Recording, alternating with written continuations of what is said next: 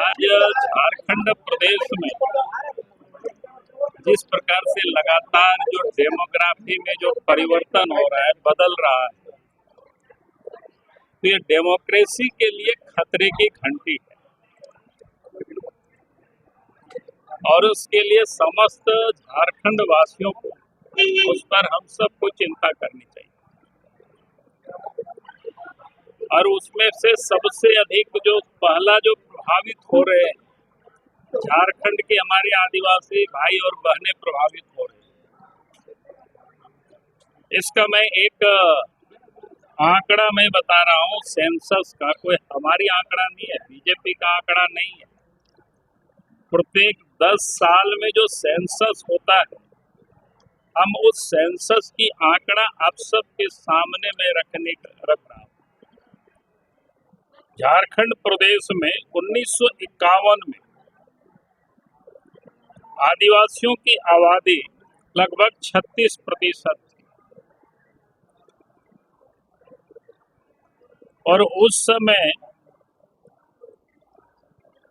जो सनातनी हिंदू है उसकी आबादी लगभग 88% थी। मुसलमानों की आबादी 8.9 यानी लगभग 9% थी उस समय। लेकिन जब 2011 में सेंसस हुआ, 2011 के बाद तो सेंसस हुआ नहीं। 2021 जो कि कोरोना का काल रहा, इस कारण से सेंसस नहीं हो पाया अभी तक। तो 2011 के सेंसस में जहां आदिवासी की आबादी 1951 में लगभग 36% थी, वहीं आज 2011 में 26%। मुस्लिम की आबादी जहां लगभग 9% थे, आज वहां 14.5% यानी 14.53%। और सनातनी की जो आबादी उस समय जहाँ 87.79% था, वहाँ 81.17% आ गया, यानी उनकी आबादी घटी। ट्राइबल की भी आबादी में गिरावट आई, मुस्लिम की आबादी में बढ़ोतरी। अगर हम संथाल परगना को देखते हैं तो वहाँ की स्थिति और ही अधिक अलार्मिंग है, यानी खतरे की घंटी।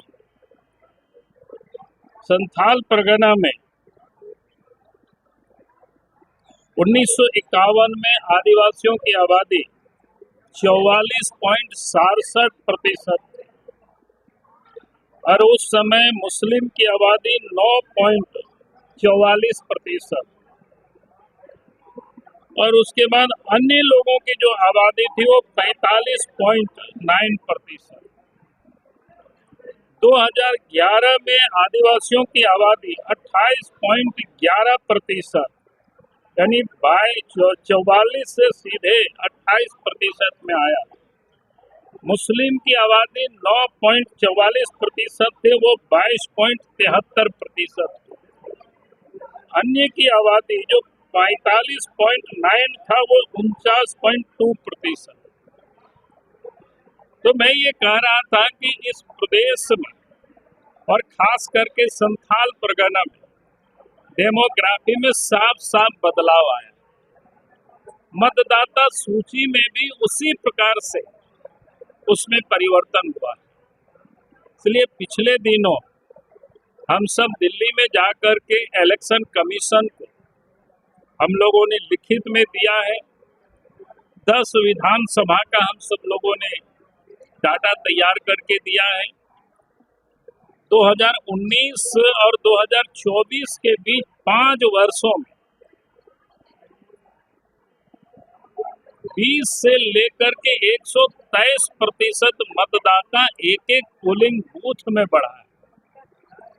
हम सब लोगों ने डिमांड किया है कि उसकी सघन पुनरीक्षण किया जाए और हमने राज्य सरकार, राज्य के मुख्यमंत्री को भी पत्र लिखा है कि संथाल परगना में जिस प्रकार से अब झारखंड में डेमोग्राफी बदल रही है, उससे सबसे अधिक अगर नुकसान किसी को होगा तो पहला आदिवासियों को। क्योंकि आदिवासियों की लोकसभा और विधानसभा की सीट आबादी के प्रोपोर्शनेट रिजर्वेशन थे, उसी आधार पर